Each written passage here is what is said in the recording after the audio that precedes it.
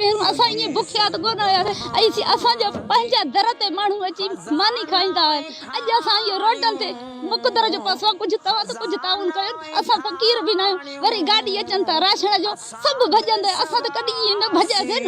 कुझु मिले त हिते मिले न, असां अहिड़े जाइ ते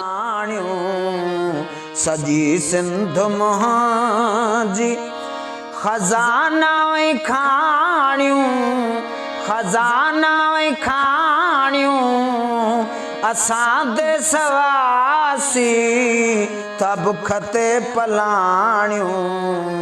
सॼी सिंध मुंहिंजी ही थोका कल्हो का जंहिंमें बर बणिया आहिनि गदा कल्हवा अॼु तव्हां घर बणिया आहिनि।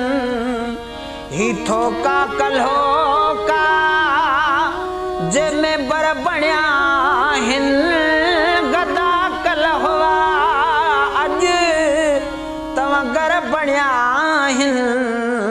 सॼी सिंध खाई अथनि मौजूं माणियूं असां देशवासी था बुख ते पलाणियूं।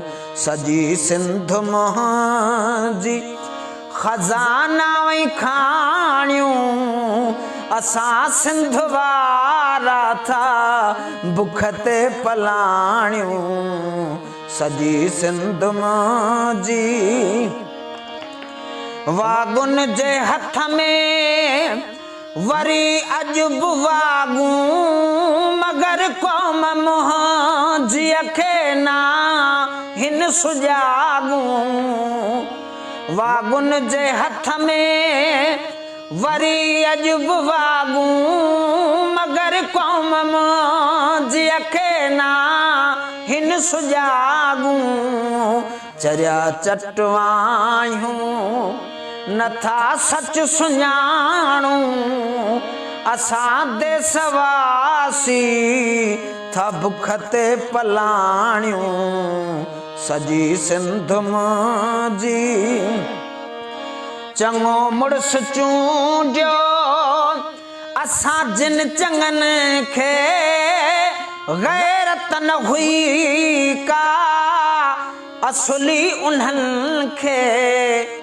चङो मुड़ुस चूंडियो असां जिन चङनि खे गैरत न हुई का असली उन्हनि खे।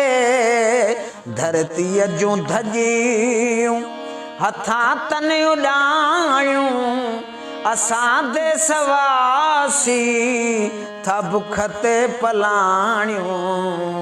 सॼी सिंध मुंहिंजी उथी पाउडर बाई विढ़ी थञ मल्हायूं न त पोतियूं ऐं चूड़ियूं माइन जूं पायूं।